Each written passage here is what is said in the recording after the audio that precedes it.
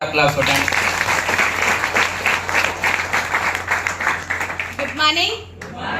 Good morning వెస్టేజెన్స్. Myself వచ్చేసి Dhanalakshmi Ellaiah. Before వెస్టేజ్లోకి రాకముందు నేను రాయి ముగ్గ అమ్మేదాన్ని. పొద్దున్న లేస్తే తెలుసు కదా అండి, పొద్దున లేవగానే గల్లీ గల్లీ తిరుగుతూ ఉంటాం ఎక్సెల్ వేసుకొని. ఆల్మోస్ట్ అందరికి తెలుసు. Yes sir no? పొద్దున్న లేస్తే గల్లీ గల్లీ తిరిగే నేను ఈరోజు వెస్టేజ్లో మన గౌతమ్ బాల్ సార్ పెట్టిన ఈ వెస్టేజ్లో ఉండడం నిజంగా మా అదృష్టం అండి. క్యాప్షన్ కొట్టరా సార్? సార్ పేరు అలాంటిది నాకు మా మరిది పరిచయం చేసిండు. వదిన ఇట్లా ఇంట్లో వాడుకుంటే, హోమ్ కేర్ వాడుకుంటే బాగుంటాయి అని అంటే, నేను ఆయన చెప్పంగానే ఏమంటే ఆధార్ కార్డు, పాన్ కార్డు ఏమంటే ఇచ్చేసిన. ఇయ్యంగానే ఐడి చేసిండు. 1500 హోమ్ కేర్ తెచ్చుకొని ఇంట్లో పెట్టగానే మా సార్ ఎక్కడి అని చెప్పిండు. నేను భయపడి డిమార్క్లు 5-6 వేలు పెడితే భయపడలే నేను అసలు. కానీ ఇలా 1500 పెట్టంగానే భయపడి నేను ఆవద్దని చెప్పిన. మన ఇంటి వెనక ఆర్పి ఉంటుంది కదా, ఆర్పి మేడం ఉట్టిగానే ఇచ్చింది. బాగుంటే మళ్ళీ కొనుక్కోమని చెప్పింది, బాగాలేకపోతే వదిలేసేయమని చెప్పింది అని చెప్పిన. అంటే ఒక అబద్ధం కూడా ఈ దాకా తీసుకొస్తుందని నాకు ఇప్పటి వరకు తెలియదు. చూడండి ఫ్రెండ్స్ ఒకసారి. అలాంటిది నేను తీసుకున్నా, వాడంగా మా సార్ ఏమన్నాడంటే ఆయిల్ అదే తీసుకురా అని చెప్పిండు.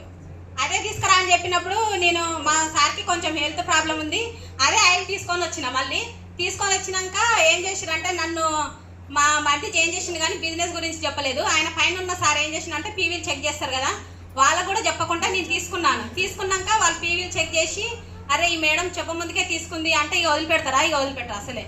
అట్లా నేను సార్ వచ్చి ఒక మీటింగ్ ఉంది మేడం, ఒక మీటింగ్ ఉందంటే మీటింగ్ కాల్ వస్తుంది అని నేను చాలా టైం వేస్ట్ చేసిన సార్. 5-6 నెలలు టైం వేస్ట్ చేసిన.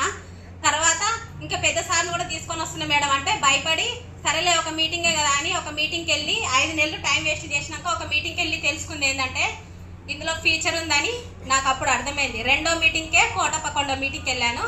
అప్పుడు ఇక ఫస్ట్ వచ్చుడుతోటే ఫస్ట్ నా ఎక్సెల్ తీసేసిన. ఎందుకంటే ఈ ఫీచర్ ఇక నాకు వద్దు, మా పిల్లలకి అదే ఫీచర్ నేను ఇవ్వాల్సి వస్తుంది మళ్ళీ అని రాగానే ఎక్సెల్ తీసేసిన. మా సార్ కూడా మస్తు సపోర్ట్ ఉండి స్కూటీ తీసుకోండు.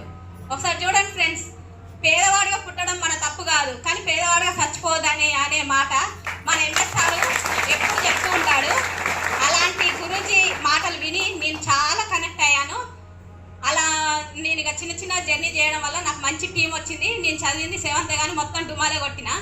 అసలు ఫుల్ డే ఎప్పుడు పోలే నేను. అట్లాంటిది ఒక మీటింగ్ ఉందంటే నీతిగా నిజాయితీగా చేసేటట్టు అయితేనే ఇందులో మనకు సక్సెస్ వస్తుంది కరెక్ట్గా.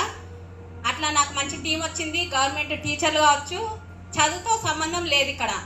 నిజాయితీగా చేసుకుంటూ పోతే టీం వస్తూ ఉంటుంది. అట్లాంటిది నేను బ్రోంజ్ అయిపోయినా, సిల్వర్ కూడా అయిపోయినా.